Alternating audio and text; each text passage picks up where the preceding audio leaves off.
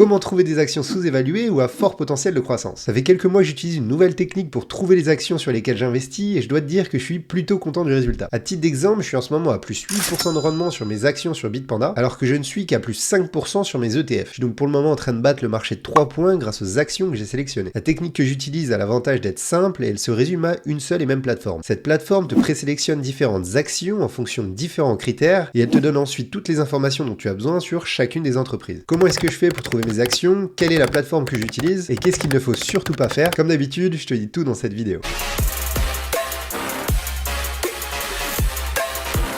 Pour trouver des actions, il est d'abord important que tu aies en tête la différence entre analyse technique et analyse fondamentale. L'analyse technique sera plutôt utilisée par des traders. En gros, ils vont analyser l'historique du cours d'une action pour déterminer si l'action va augmenter ou baisser. L'analyse technique est assez compliquée, elle va en général demander beaucoup de temps, de connaissances et d'expérience. Bref, ça n'est pas ce qu'on veut dans cette vidéo. Nous, ce qu'on veut, c'est investir de manière simple, sur le long terme, en utilisant l'analyse fondamentale. Le but de l'analyse fondamentale, c'est d'utiliser des données factuelles comme le chiffre d'affaires, la dette ou les bénéfices d'une entreprise pour déterminer la valeur réelle d'une action. Tu pourras donc savoir si l'action que tu veux acheter est trop chère ou au contraire pas chère. T'inquiète pas, t'as pas de calcul savant à faire, grâce à la plateforme que je vais te parler, tout va t'être donné sur un plateau. Et cette plateforme, je t'en avais parlé dans une précédente vidéo, c'est Simply Wall Street. Je l'ai découvert il y a quelques mois et honnêtement, je n'utilise plus que ça pour trouver mes actions. À noter que Simply Wall Street est en anglais, mais si tu n'es pas à l'aise avec l'anglais, tu peux cliquer droit sur la page et la traduire en français. Sur cette plateforme, tu vas pouvoir faire deux choses. D'abord, trouver des idées d'actions sur lesquelles investir puisque Simply Wall Street te fait des présélections d'actions et ensuite tu vas pouvoir avoir tous les outils pour te faire ta propre idée sur chacune des entreprises. Au passage, si la plateforme t'intéresse, n'hésite pas à passer par le lien en description, ça permet de soutenir la chaîne et les dizaines d'heures que je passe à faire ce genre de vidéos. Pour trouver des idées d'actions, tu peux aller sur découvrir en haut de ta page. Par exemple, tu as le top 10 des actions en cybersécurité,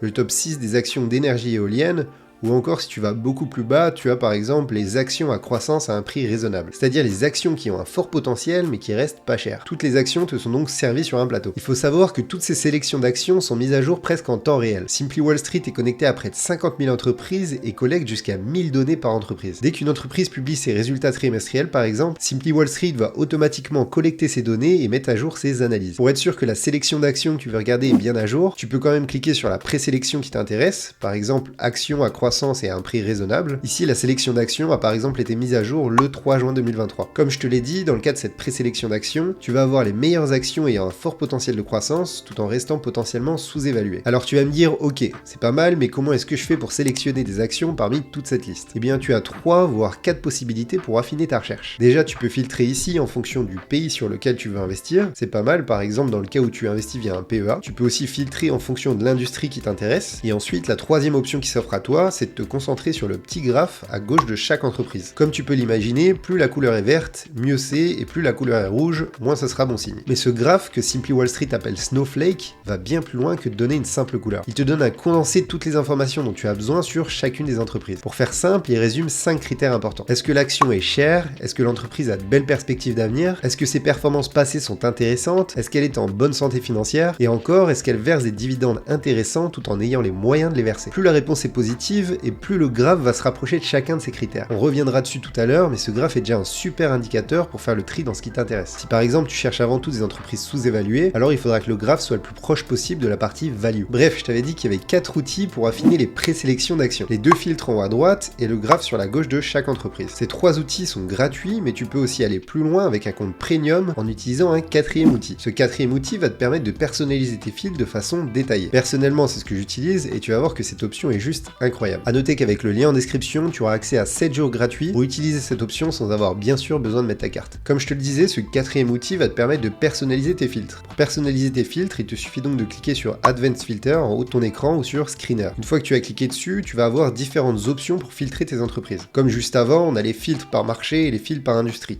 Et on a aussi maintenant les filtres avancés et le filtre de ce fameux graphe qu'ils appellent Snowflake. On peut déjà ici par exemple filtrer par pays en mettant en plus de la France les États-Unis et l'Allemagne. Ça nous donnera déjà un peu plus d'opportunités. Tu peux ensuite affiner ta recherche en cliquant sur Advanced Filters. Tu peux par exemple dire ici que tu ne veux que des entreprises qui sont au moins sous-évaluées de 30% par rapport à leur valeur intrinsèque. Ta recherche sera donc déjà bien plus sélective. Tu peux aussi jouer avec le fameux Snowflake en fonction des critères que tu trouves importants. Par exemple, le prix de l'action. Nous, on veut une action pas chère et on veut une action qui a des perspectives d'avenir intéressantes. On augmente donc Value et on augmente le critère Future. Un dernier filtre que j'aime bien utiliser, c'est le Market Cap, c'est-à-dire la valorisation totale de l'entreprise. Ici, on peut par exemple mettre le filtre filtre à minimum 1 milliard de dollars pour avoir des entreprises de taille importante et peu volatiles. Tu te retrouves donc maintenant avec une sélection d'actions beaucoup plus fine et précise. L'idée c'est vraiment de jouer avec les fils qui t'intéressent pour garder vraiment que les meilleures actions. On en a ici plus que 11. Tu peux cliquer sur Sort By pour les trier et choisir l'action qui serait la plus intéressante pour toi. On peut par exemple mettre Total Score, ce qui veut dire que l'entreprise en tête de liste sera l'entreprise qui aura le meilleur score calculé par Simply Wall Street. Ici on retrouve en tête de liste l'entreprise Rheinmetall. Si je dis pas de bêtises, c'est une grosse entreprise d'armement allemande. Et maintenant que tu as réussi à trouver une action, il te suffit ensuite de cliquer dessus pour compléter ton analyse. Chaque entreprise a une page unique avec la plupart des informations fondamentales de l'entreprise. A noter que tu n'as pas besoin d'avoir un compte premium pour avoir accès à ces pages entreprises. Tu seras juste limité sur le nombre de pages que tu pourras voir chaque mois. Ces pages entreprises sont toujours construites de la même manière. Tu as d'abord en haut de la page un résumé de tous les points positifs et négatifs sur la gauche et sur la droite le graphique Snowflake. Plus bas, la page est ensuite divisée de la même manière que le graphique Snowflake, avec une partie valorisation, une partie future, une partie historique, etc., etc. Si tu veux une analyse condensée sur l'entreprise, tu peux donc te concentrer sur cette première partie à gauche. Pour rappel, tu peux traduire en français la page si tu as du mal avec l'anglais. Ici, on peut voir par exemple que le prix de l'action de Rheinmetall est sous-évalué de 43,2% par rapport à sa valeur intrinsèque, que son chiffre d'affaires devrait augmenter en moyenne de 22,5% par an, ou que les analystes estiment que le prix de l'action devrait augmenter de 21% sur un an. Juste en dessous, Simply Wall Street te met aussi en valeur les risques auxquels l'entreprise fait face. Ici, il t'indique par exemple que le dividende n'est pas bien couvert. Un dividende qui n'est pas bien couvert, ça veut dire que Rheinmetall a versé plus de dividendes à ses actionnaires qu'elle n'a généré de cash sur son compte en banque en 2022. C'est donc potentiellement un point à surveiller. Si on revient sur notre page, tu as ensuite sur la droite le fameux graphique Snowflake, où tu peux voir les points forts et les points faibles. Ici, on a concrètement une entreprise potentiellement sous-évaluée, qui devrait croître de manière significative, qui est en bonne santé financière, mais qui a potentiellement des problèmes au niveau de la gestion de ses dividendes.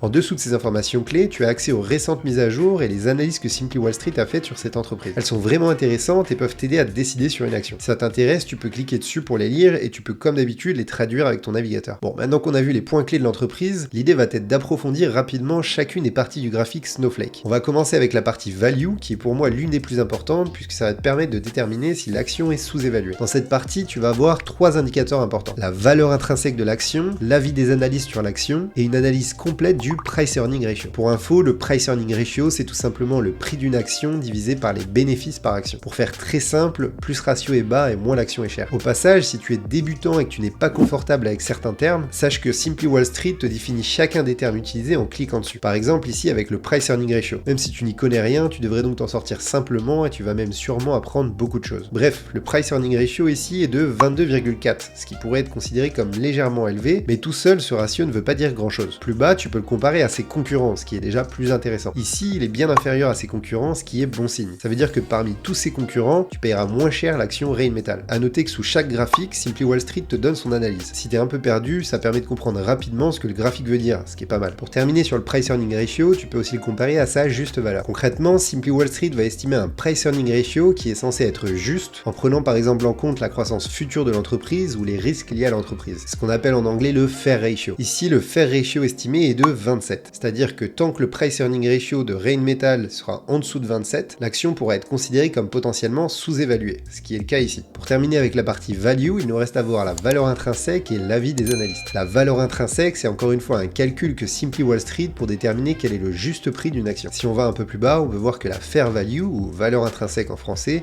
est de 422 € alors que le prix de l'action est de 240 €. L'action serait donc sous-estimée de 43% par rapport à son juste prix, ce qui est encore une fois une bonne nouvelle. Alors attention, je tiens quand même à préciser que tous ces indicateurs dépendent d'estimations futures qui peuvent ne pas s'avérer correctes. Je suis pas en train de dire que Simply Wall Street c'est Madame Irma. L'idée c'est de combiner plusieurs indicateurs pour essayer de prendre des décisions d'investissement réfléchies. Bref, pour terminer avec l'analyse du prix de l'action, on peut regarder l'objectif de prix des analystes. Ici on peut voir que les analystes s'accordent à dire que le prix de l'action devrait augmenter de 21% sur un an, ce qui est encore une fois une bonne nouvelle. A noter que quand tu regardes cette information, il faut bien que tu regardes combien il y a d'avis d'analystes. Ici c'est le regroupement de 11 analystes, ce qui est plutôt correct. Il faut bien regarder ce point, parce que s'il n'y avait que l'avis que de 2 ou 3 analystes, ça serait bien moins pertinent. Bon, on vient d'analyser le prix de l'action, en regardant le Price Earning Ratio, la valeur intrinsèque et l'avis des analystes. On a vu que dans cet exemple, tous les indicateurs sont au vert, ce qui est bon signe. Il va maintenant falloir analyser le potentiel de croissance de l'entreprise en regardant la partie future. Dans cette partie, tu as deux indicateurs qui sont particulièrement intéressants. D'abord, la croissance future du chiffre d'affaires d'affaires et des profits de l'entreprise. Ici, on peut voir que Rheinmetall devrait surperformer le marché et ses concurrents, ce qui est très bon signe. Encore une fois, tu as les conclusions en dessous si tu veux avoir une analyse toute prête de ces graphes. Et le deuxième indicateur intéressant sur cette partie future, c'est la partie Future Return on Equity. Pour rappel, si tu sais pas ce que c'est, tu peux cliquer sur le nom pour avoir une explication. Concrètement, cet indicateur te montre avec quelle efficacité l'équipe de direction utilise l'argent des actionnaires pour générer des profits. Ici, le Future Return on Equity est estimé à 23%, alors que les entreprises de la même industrie ont un Future Return on Equity de 12,8%. Ça veut donc dire que Rheinmetall devrait utiliser l'argent de ses actionnaires de manière bien plus profitable que ses concurrents. C'est donc encore une fois une bonne nouvelle dans cet exemple. Bon, tu sais maintenant comment trouver des actions, comment analyser leur prix et comment analyser leur potentiel de croissance. Je te propose maintenant de voir comment analyser la santé financière de l'entreprise et les dividendes. Concernant la santé financière, il y a pas mal de choses à voir, et le critère que je préfère, c'est la comparaison entre actifs et passifs, ou assets et liabilities en anglais. Ici, on peut voir que les actifs à court terme dépassent largement les passifs à court terme, mais aussi les passifs à long terme. Pour faire simple, ça veut dire que si Rheinmetall devait payer toutes ses dettes d'un coup, elle pourrait le faire sans problème. C'est donc un signe positif de bonne santé financière. Je me répète, mais si pour toi c'est du charabia, n'hésite pas simplement à regarder les conclusions en dessous de chaque graphique. Si c'est vert, c'est bon signe, et si c'est rouge, c'est un point à surveiller. Bref, on peut maintenant passer à la partie dividende qui se trouve juste en dessous.